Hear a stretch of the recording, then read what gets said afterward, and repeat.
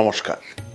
কোরমা এবং কালিয়া এই দুটি রান্নারই কিন্তু জন্ম পার্সিয়ায়, পরে তা ভারতবর্ষে আসে মুঘলদের হাত ধরে। ভারতবর্ষে এসে এতে নানান পরিবর্তন সাধিত হয়। কোথাও বা পরে টমেটো, কাজু, চারমগজ, কোথাও বা অন্য কিছু। এই রান্নাই যখন ঠাকুর বাড়িতে পৌঁছয় তখন তা কি রূপ নেয় তার প্রমাণ আজকের পর্বটি। একটি কথা কিন্তু ভুললে চলবে না, তা হলো সেই সময় অনেক পরিবারে মুরগির মাংস ঢুকতো না। ঠাকুরবাড়ি ছিল ব্যতিক্রম। কেবলমাত্র মুরগির মাংসই নয়, অন্যান্য অনেক প্রকারের মাংস এবং এমন অনেক রান্না সেখানে করা হতো যা রোজকার ঘরোয়া পরিবারে অনেক সময় হতো না।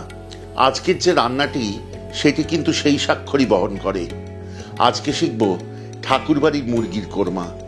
চলুন শিখি।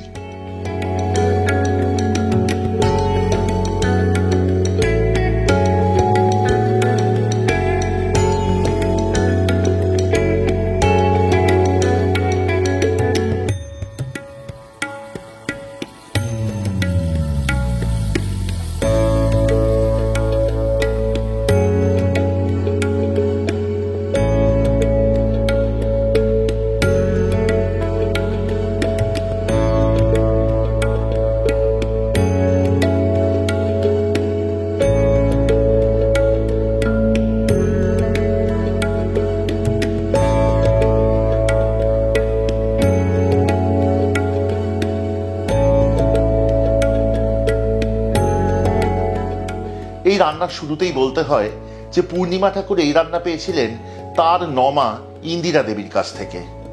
এই রান্না কিন্তু এত পুরানো হয়েও সত্যি অবাক করে দুটি কারণে। প্রথমত, এই রান্না এত সহজ, এত সুন্দর রান্না, অথচ পুরোপুরি বাহুল্যবর্জিত। দ্বিতীয়ত, এই রান্নার উপকরণ একেবারে সহজলভ্য। রোজকার বাজারে, রোজকার প্রত্যেক গৃহস্থ বাড়িতে সব সময় পাওয়া যাবে। এই রান্নাতে দইয়ের কথা বলা আছে, কিন্তু কি দই তা সঠিকভাবে বলা নেই। তবে আগে আমি ঠাকুরবাড়ির বেশ কিছু রান্না করেছি যেখানে বলা আছে টক দই এবং মিষ্টি দই উভয়ের ব্যবহার। এই কিন্তু ঠাকুরবাড়িতে যেমন বাংলাদেশের অনেক রান্নাতেও এই জিনিস দেখা যায় এবং রান্নাকে অন্য মাত্রায় নিয়ে যায়। সেই অভিজ্ঞতা থেকেই আমি কিন্তু এই রান্নায় সমপরিমাণ টক দই এবং মিষ্টি দই ব্যবহার করব। একটা কথা বলা দরকার, 1 কেজি মাংসের জন্য এখানে অনেকখানি দই, অর্থাৎ 300 গ্রাম করে টক দই এবং মিষ্টি দই লাগবে, কারণ এই রান্নায় আলাদা করে জল পড়বে না। রান্নার শুরুতেই মাংস মেখে নেওয়ার পালা। 1 কেজি মুরগির মাংসে প্রথমে দিয়ে দিন 2 চা চামচ পরিমাণ লঙ্কার গুঁড়ো, 1.5 চা চামচ পরিমাণ ধনে গুঁড়ো, 2 চা চামচ আদা বাটা, 2 চা চামচের অল্প বেশি রসুন বাটা, 300 গ্রাম টক দই, 300 গ্রাম মিষ্টি দই এবং স্বাদ অনুসারে নুন। সব উপকরণ দিয়ে ভালো করে মেখে মাংস আলাদা রাখুন।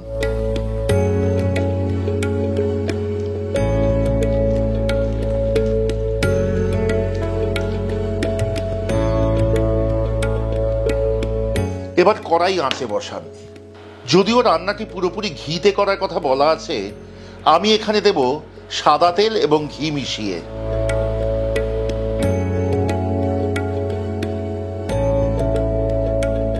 তেল ও ঘি গরম হলে তাতে দিয়ে দিন 1 টেবিল চামচ পরিমাণ চিনি। চিনিতে রং ধরতে শুরু করলে তাতে দিয়ে দিন 2.5 কাপ পরিমাণ ঝিরি করে কাটা পেঁয়াজ। ভালো করে নেড়ে মিশিয়ে পেঁয়াজ ভাজতে থাকুন ততক্ষণ যতক্ষণ না রং ধরে।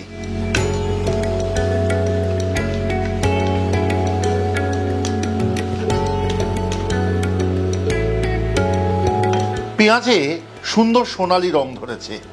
এবার এর থেকে অর্ধেকটা পেঁয়াজ তুলে আলাদা রাখুন। এবার বাদবাকি পেঁয়াজের মধ্যে ঢেলে দিন আগে থেকে মেখে রাখা মুরগি।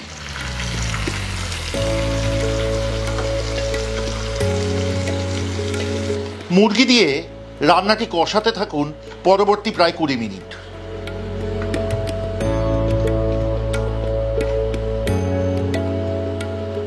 মিনিট 10 থেকে 15-র মাথায় দেখবেন দুই রকম দই এবং মাংস থেকে জল ছেড়েছে এবং রান্নার একটি অতি সুন্দর রং এসেছে। মাংস সেই জলেই সেদ্ধ হবে।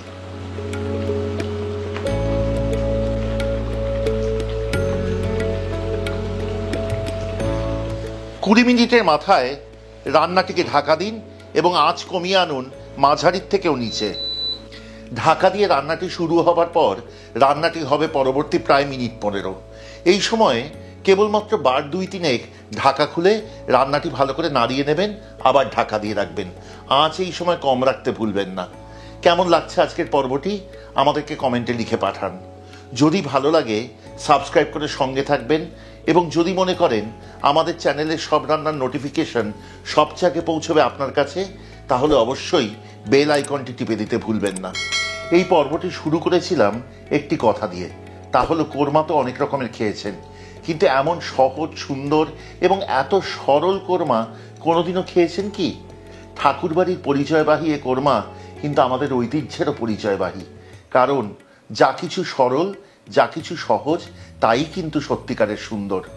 যদি মনে করেন এই ঐতিহ্য আগে নিয়ে যাবেন, ছড়িয়ে দেবেন পরবর্তী প্রজন্মের মাঝে, এবং যদি মনে করেন এই ঐতিহ্য বেঁচে থাকা উচিত, তাহলে কিন্তু আমার সাথে এ পথে সামিল হন। ছড়িয়ে দিন এই ঐতিহ্য, শেয়ার করুন আমাদের ভিডিওগুলো। আর কোনো কারণে নয়, যাতে ভবিষ্যৎ প্রজন্ম এইসব রান্নাগুলি দেখে, জানে, শেখে এবং করে তাদের রান্নাঘরে। তাহলেই কিন্তু একমাত্র বেঁচে থাকবে এই রান্নাগুলি, নয়তো কালের গর্ভে হারিয়ে যাবে আবার। আমরা কিন্তু প্রায় প্রত্যেক সপ্তাহান্তে অর্থাৎ উইকেন্ডে একটি করে পপ আপ রাখি। যদি সেই খাবার নিতে চান তাহলে আমাদের ফেসবুক পেজ এবং ইনস্টাগ্রাম ফলো করুন। যদি চান আমাদের সাথে যোগাযোগ করতে যে কোনো প্রশ্ন নিয়ে, তাহলে স্বচ্ছন্দে যোগাযোগ করুন কলকাতার নম্বরে 6291834357। আবারও বলছি, আমাদের পপ আপের নোটিফিকেশন ফেসবুক, ইনস্টাগ্রাম এবং আমাদের ইউটিউবের কমিউনিটিতে যায়। এইগুলি ফলো করলে সমস্ত তথ্য কিন্তু পেয়ে যাবেন। যদি চান আলাদাভাবে আমাদের থেকে খাবার নিতে, তাহলেও যোগাযোগ করুন এই একই নম্বরে। সকাল 11টা থেকে সন্ধ্যে 7টা, সোম থেকে শনি, যে কোনো সময় অপেক্ষায় থাকবো আপনাদের ফোনের। এবার রান্নায় ফিরি। এবার ঢাকা খুলে আর একটুক্ষণ নাড়াবো, তারপর আবার ঢাকা দিয়ে মিনিট 5 করেই শেষ করবো এই রান্নাটি।